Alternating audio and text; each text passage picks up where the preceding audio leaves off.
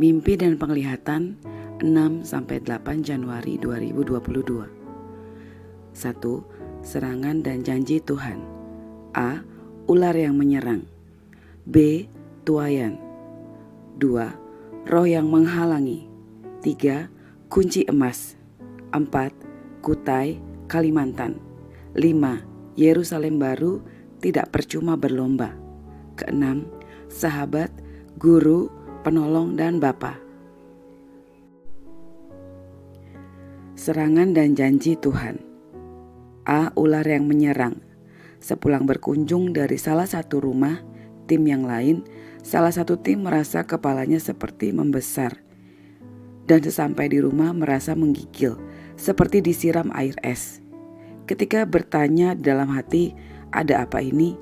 Lalu tampak dalam penglihatan ada seekor ular keluar dari dalam laut tapi berkepala 5, berwarna coklat tapi ada belang-belangnya seperti sanca. Dia menyemburkan es kepadanya. Di hari yang lain, salah satu anak dari tim doa bermimpi. Di halaman rumah doa ada ular yang besar sekali, tapi bertanduk. Ada di pohon dan mulai masuk ke tempat doa, ingin menyerang tim yang sedang berdoa. Namun ular ini tidak bisa menyerang. Lalu ular ini tampak mengamuk dan mengebaskan ekornya, ingin menghancurkan tembok rumah tempat berdoa. B. Tuayan. Di dalam mimpi, tim sedang berdoa di sebuah tempat atau rumah doa yang sebelumnya pernah diperlihatkan oleh Tuhan. Namun banyak orang yang datang sampai di teras-terasnya. Lalu tim ini berkata, "Kok hari ini yang datang banyak sekali, berarti makanannya kurang." Lalu tim ini mau memasak makanan lagi tapi ada kesulitan mencari tempat masaknya. Lalu ada orang yang memberikan tempat masak tapi kotor. Ada ikan yang digoreng menempel di tempat masaknya. Roh yang menghalangi. Pada saat mulai berdoa dan menyembah pada tanggal 8 Januari, tim digerakkan untuk memerangi setiap serangan. Lalu Tuhan memperlihatkan lambang Channel End Times Army, dan setelah itu muncul kepala-kepala perempuan dan laki-laki. Ini seperti mau menyerang dan mereka seperti gunung yang berlapis mengelilingi tim. Di awan-awan ada Lucifer yang sambil memandangi, lalu di sebelahnya ada siren. Setelah itu Tuhan memperlihatkan pemberitaan melalui channel YouTube ini dan banyak yang mendengarkan, namun ada roh yang menghalangi. Tim yang lain menerima penglihatan, ada seorang malaikat sedang menunggang kuda berwarna merah bata dan membawa seperti panci-panci berwarna kuning di tangan kanan dan kirinya. Dia seperti memberikan isyarat untuk maju berperang. Dia datang untuk membantu di dalam peperangan. Dia menaiki kuda dan kudanya bisa terbang. Di bagian kiri ada banyak sekali berlaksa-laksa pasukan malaikat surga, dan di bagian depan ada Tuhan Yesus. Lalu Tuhan memberikan firman Mazmur 143. Ketika salah satu tim membacakan Mazmur 143 dengan bermazmur, Tuhan memberikan penglihatan kepada tim yang lain. Semua kekuatan kegelapan bangsa-bangsa bersatu menjadi ular raksasa hitam. Dia datang dari pintu bagian depan dan setengah badan ke ekornya melingkar. Setengah badan ke bagian kepala siap menyerang dan mau menyemburkan sesuatu ke perjamuan kudus yang sudah disiapkan. Lalu tim berdoa memerangi ular ini. Dan dalam penglihatan, 2 orang menyerang bagian ekor, 2 orang lagi menyerang bagian kepala. Lalu salah satu tim membawa sebuah pedang di tangannya dan menancapkan ke perut ular ini. Namun bukan darah yang keluar dari perut ular ini, tapi manusia-manusia. Lalu tim berdoa memerangi kesombongan, menara-menara Babel yang dibangun pejabat bangsa-bangsa. Salah satunya yang diperlihatkan Tuhan di Indonesia adalah MNLP. Setelah itu ada sebuah tulisan Joe Badies. Lalu tampak Joe Biden dan Tuhan katakan itu namanya di kerajaan kegelapan. Lalu ketika berdoa bagi hal ini, Joe Badies ini pergi dan berjalan tapi seperti robot, badannya berwarna silver. Kunci emas. Ketika terus menyembah, Tuhan memberikan firman Matius 16 ayat 17-19. Kata Yesus kepadanya, "Berbahagialah engkau Simon bin Yunus, sebab bukan manusia yang menyatakan itu kepadamu, melainkan Bapa-Ku yang di sorga.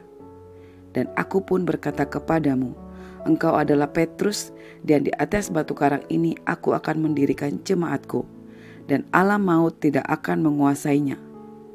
Kepadamu akan kuberikan kunci kerajaan surga. Apa yang kau ikat di dunia ini akan terikat di surga, dan apa yang kau lepaskan di dunia ini akan terlepas di surga." Lalu Tuhan memperlihatkan ada semua meja emas dan di atasnya ada sebuah kunci emas yang besar. Dia menyerahkan kunci bagi tim untuk memberitakan Injil kerajaan Tuhan dan menjangkau jiwa-jiwa. Kutai, Kalimantan. Lalu Tuhan memperlihatkan tulisan Kutai, dan Tuhan memperlihatkan Kalimantan. Lalu tim berdoa bagi rencana ibu kota yang baru, mencabut setiap kutuk dan semua yang tidak ditanam Bapa, dan mulai menanam benih firman dan Injil Tuhan di Kutai, dan supaya proteksi Tuhan ada atas pembangunannya. Tim yang lain menerima penglihatan. Ada orang-orang tua berkumpul dan melingkar, lalu mengarahkan panah mereka yang berwarna coklat.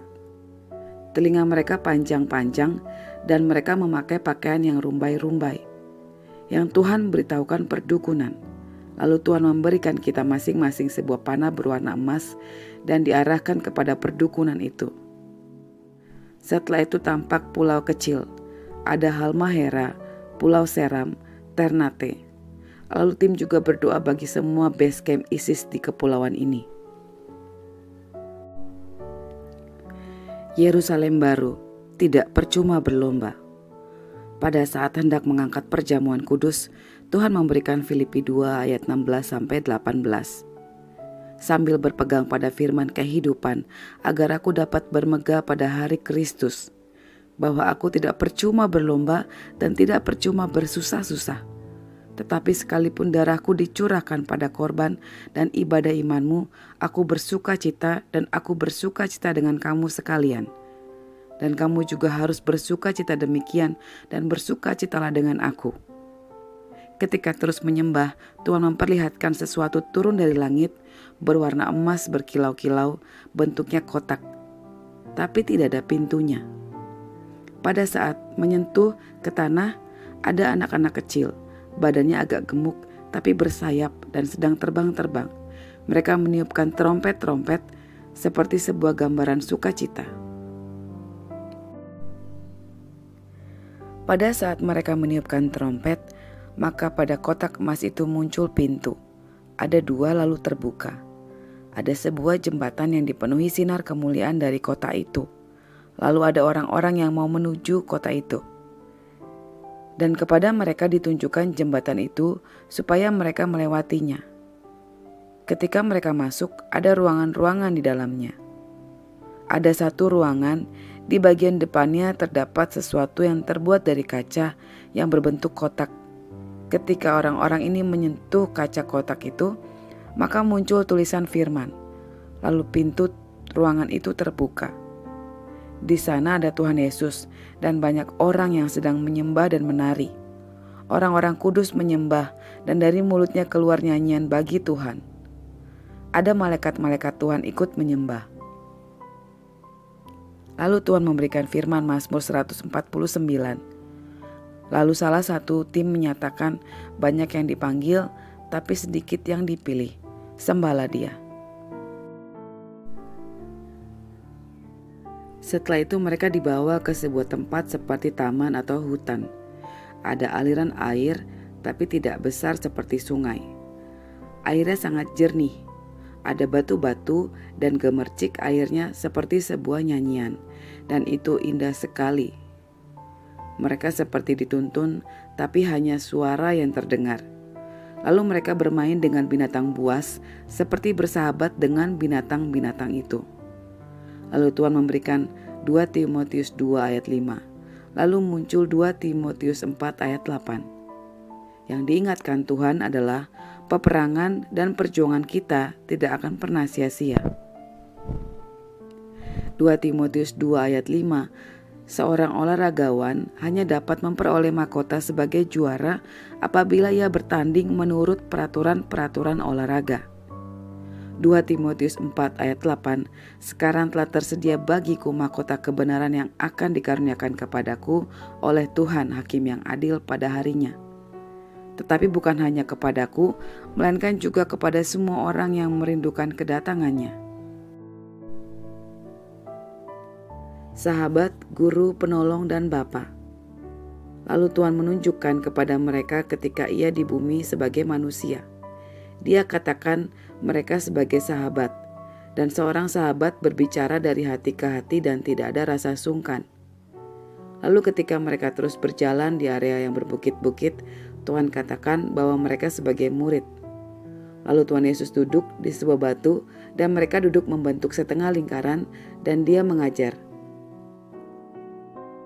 Lalu Tuhan mengatakan dia sebagai penolong. Akan ada gelombang besar dan ombak yang dahsyat menggoncang engkau, sambil ia mencontohkan dengan tangannya. Namun janganlah kamu takut, aku menyertai engkau dan menolongmu. Pergilah, jadikanlah semua bangsa muridku. Setelah itu Tuhan memperlihatkan ketika ia dicobai iblis. Tuhan sedang ada di bukit, lalu datang ular yang menjalar ke arahnya.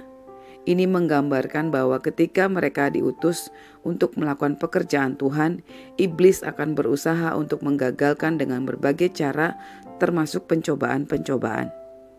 Tuhan mengutus mereka di dalam peperangan, dan mereka yang berperang baginya harus mendengarkan pimpinan dan arahannya. Dapat dihitung seberapa banyak orang yang berperang, itu kata raja yang mengutus mereka. Lalu Tuhan mengatakan mereka sebagai anak-anaknya dan dia sebagai bapa. Dia berkata, seorang bapa tidak akan memberi batu kepada anaknya jika ia meminta roti atau memberi ular jika ia meminta ikan. Setelah itu Tuhan memberikan firman Wahyu 3 ayat 10-13. Karena engkau menuruti firman-Ku untuk tekun menantikan aku, maka aku pun akan melindungi engkau dari hari pencobaan yang akan datang atas seluruh dunia untuk mencobai mereka yang diam di bumi. Aku datang segera. Peganglah apa yang ada padamu, supaya tidak seorang pun mengambil mahkotamu. Barang siapa menang, ia akan kujadikan soko guru di dalam bait suci Allahku, dan ia tidak akan keluar lagi dari situ. Dan padanya akan kutuliskan nama Allahku, nama kota Allahku, yaitu Yerusalem baru, yang turun dari sorga dari Allahku, dan namaku yang baru. Siapa bertelinga, hendaklah ia mendengarkan apa yang dikatakan Roh kepada jemaat-jemaat.